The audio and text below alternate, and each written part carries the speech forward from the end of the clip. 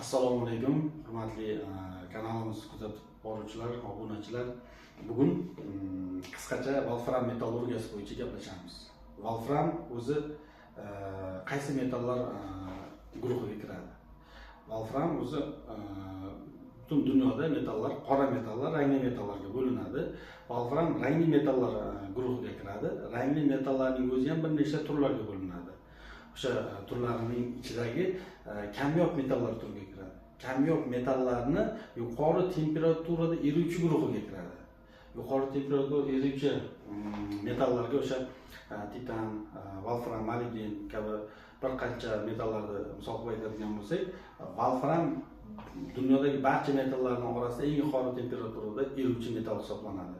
Ya'ni 3422, 3420 gradus atrofida, ya'ni yuqori temperaturada eriydi.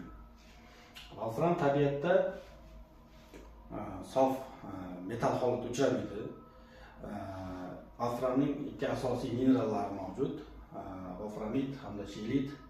Bu minerallar mavjud bo'lgan konlar ochiq usulda yoki buni yer osti usulida qazib olish, yer osti qazib olish usulida foydali qazilmalar qazib olinadi.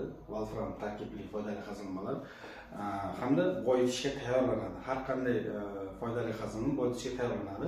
Tayyorlash jarayonida biz wolfram tarkibli foydali qazilmani maydalaymiz, jag'li drobilkada, konusli drobilkada hamda turli elaklar yordamida tasniflaymiz hamda sharli tegirmonlarda yanchib olamiz. Ya'ni tayyorlash jarayonining umumiy maqsadi wolfram mineralini o'sha gang minerali, pustoy poroda bo'sh tog' jinslaridan yuzasini ochib olish. Ochilgan mineralni, ya'ni yanchib bo'lingan mineralni maxsus gidrosiklonlar bilan tasniflab olamiz. Gidrosiklondan tasniflanib o'tgan yuzasi ochilgan minerallarni biz qaysi usulda boyitamiz? Wolfram, oltin, kumush kabi bir qancha o'sha metallar, minerallari gravitatsion usulda boyitiladi. Sababi bu minerallarning zichligi yuqori. Masalan, wolframitni mineralining zichligi 7,1-7,9 orasida, ya'ni 7 deb sredniy oladigan bo'lsak, bo'sh tog' jinslarining zichligini 2 deb oladigan bo'lsak, farqining kattaligi hisobiga biz bemalol wolframit mineralini gravitatsion yo'l bilan boyitib olsak bo'ladi. Wolfram o'zini metalda zichligi juda yuqori, 16, 17, 18, hatto ba'zi manbalarda 19 ham deyilgan. Wolframning ham o'zi metalining zichligi yuqori, lekin wolfram sof holatda uchramaydi. Uning mineralining zichligi 7,1 dan 7,9 orasida bo'lgani uchun wolfram gravitatsion usulda boyitiladi. Gravitatsion usulda qanday usullar mavjud? Konsentratsion stol, ya'ni qo'zg'alma vibratsionli anaqalarda, plitalarda qo'zg'atish hisobiga og'ir hamda yengil fraksiyalarga ajratib olinadi. Yoki bo'lmasam vintli, ya'ni spiralli separatorlar yoki bo'lmasam konsentratsion usulda boyitishga masalan shluzli usullari bor. Asosan wolfram uchun konsentratsion usul hamda vintli separatorlardan foydalaniladi. Shilit minerali flotatsiyalanish xossasi mavjud bo'lgani uchun flotatsiya usulidan ham boyitiladi. Wolframit magnitlanish xossasiga qisman namoyon qiladi, ya'ni magnitni tortish. O'shaning uchun ba'zan wolframni boyitmasini sifatini oshirish uchun magnit separatordan ham o'tkazib olinadi. O'sha gravitatsion usuldan foydalandik, boyitmani ajratib oldik.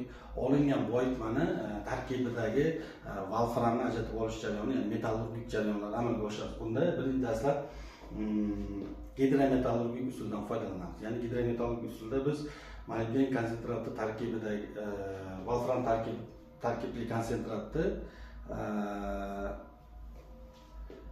sodada, ya'ni ishqoriy muhitda eritmaga o'tkazib olamiz. Ya'ni sodada eritamiz. Bunda o'sha wolframat, natriy wolframat mineral yuzaga keladi, paydo bo'ladi. Hamda bu eritmaga o'tgan mineralni biz ammoniyli eritma bilan ammoniy permanganat tarkibiga o'tkazib olamiz, ya'ni ammoniyli birikma holatga o'tkazib olamiz. Olingan eritmani 900-800 gradusda qizdirib parchalab olamiz. Bunda parchalashdan maqsad o'sha volframda ammoniyli birikmasidan ammiak hamda suv chiqib ketib, volfram oksid holatda, ya'ni volfram 6 oksid holatda ajratib olinadi. Volfram 6 oksidini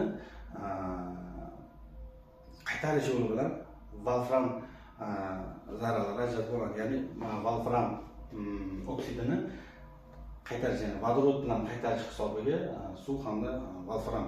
Bunda o'sha volframning zarrali metal hosil bo'ladi.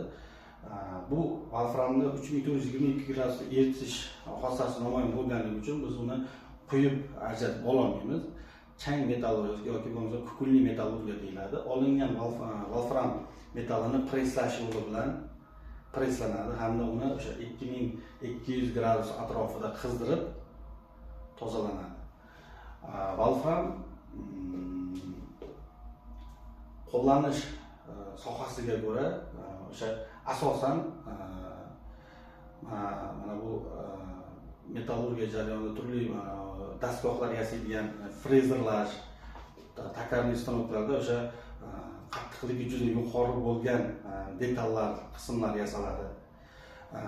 Yuqori temperaturada eriganligi uchun aviatsiyani, samolyot, raketa ishlab chiqarish sohalarida ishlatiladi. Qurolsozlikda biz o'sha oddiy hayot turmush tarzida ishlatiladigan lampochkalarning spirali ham volfram metallidan ishlatiladi. Sababi u yuqori temperaturada bardoshli, korroziyaga bardoshli metal hisoblanadi. O'sha asosiy ishlatiladigan sohalari mana shu sohalarda ishlatiladi. Volfram o'sha aytib o'tgan o'sha yuqori temperaturada erigan metallar bilan birgalikda ham uchraydi. Ya'ni volfram bor joyda molibden ham uchraydi.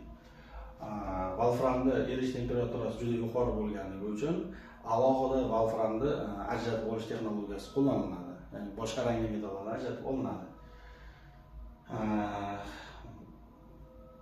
Volfram tarkibli rudalar kambag'al ruda hisoblanadi. Ya'ni tarkibida 0.03% gacha, 0.01% gacha volfram saqlaganligi uchun bunday rudalarni foydali qazilmalarni boyitish juda aniqlik va juda ehtiyotkorlikni talab qiladi. Sababi olingan boyitma tarkibida o'sha volframid 50-70% gacha talab darajasi mavjud. Bugungi mavzuyimiz qisqacha volfram metallurgiyasi bo'yicha edi. Qiziqtirgan savollaringiz bo'lsa yozasizlar. Qaysi yo'nalish, o'sha metal yoki bo'lmasa boyitishning qaysi yo'nalishi bo'yicha qiziqqan bo'lsangiz, o'sha bo'yicha savol bersangiz, o'sha bo'yicha men qisqacha umumiy video ma'lumot tayyorlab kanalimizga joylaymiz. Bu sizga foydali bo'lishi mumkin. E'tiboringiz uchun rahmat.